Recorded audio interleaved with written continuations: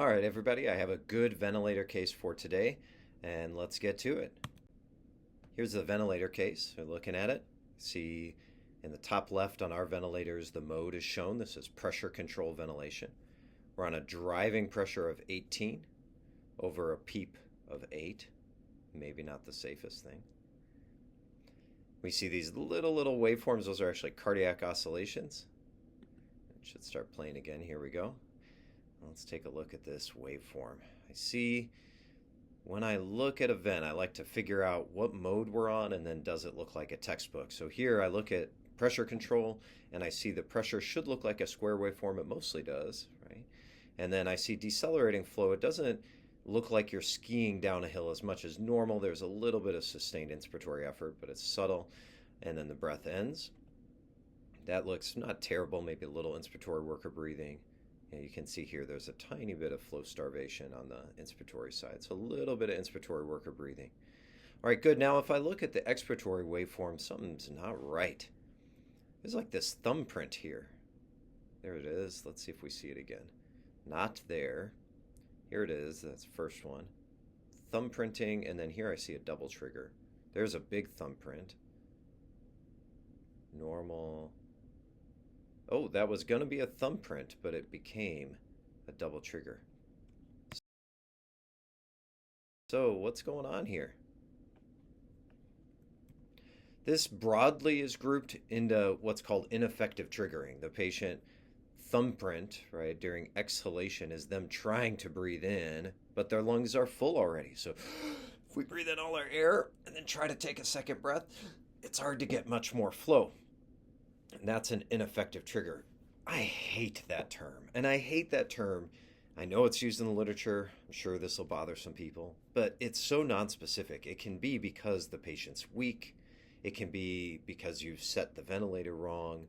It can be late in exhalation where the patient's trying to auto-PEEP themselves. Or it can be early like this.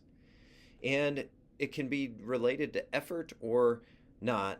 And what an ineffective trigger really is an attempt to double trigger. And the way that this is called in textbooks and in some of the literature is premature cycling, another of my least favorite ventilator terms. Premature cycling means premature, turned off too early, cycling how you turn it off, right? So you turned off the breath too early. That would suggest that if I increase the inspiratory time, somehow magically this would go away, but it doesn't, because that's not really the physiology of this. The physiology of this premature cycling or ineffective trigger is that the patient's trying to do that. They're trying to double trigger, and they're not strong enough to hit, in this ventilator, for example, the flow trigger, right? So the assist control modes will give them a breath if they get to a positive flow, but they're really not able to, again, because it's hard to breathe in when your lungs are full, right? So breathe in, and now try to get to a flow trigger. It's hard to do. It's a lot of work. So this is double trigger, and they're trying to double trigger. Now, double triggering is really important to realize at the bedside. First, it doesn't alert or alarm. And second, some of the reasons double triggering can happen are actually quite dangerous.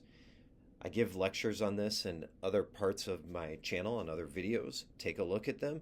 But if we look at double triggering, that's two big categories. One is the patient's just trying to breathe a lot. Effort and drive related. The patient's trying to breathe off acid. They're under sedate or agitated. Or what I like to play on rounds is the 100 mil tidal volume game. And what would you do? I ask a resident, hey, I'm going to intubate you. I'll put you on a bed. You get 100 mil tidal volume on pressure control or on volume control. What will happen? So if you have a tiny tidal volume, sometimes people try to breathe a whole bunch. And of course, sometimes your inspiratory time is too short. That's less frequent. The other reason double triggering can happen is the reflex action of the diaphragm, where if you stretch the diaphragm out passively, in other words, the ventilator does a breath and the diaphragm is resting. When you release that pressure, the diaphragm contracts. This is no different than a patellar reflex, but it feels a little bit backwards to me. So when you stretch the diaphragm again, when you release that pressure, it contracts and gives you a second breath. That's called reverse cycling, and it can be really, really dangerous.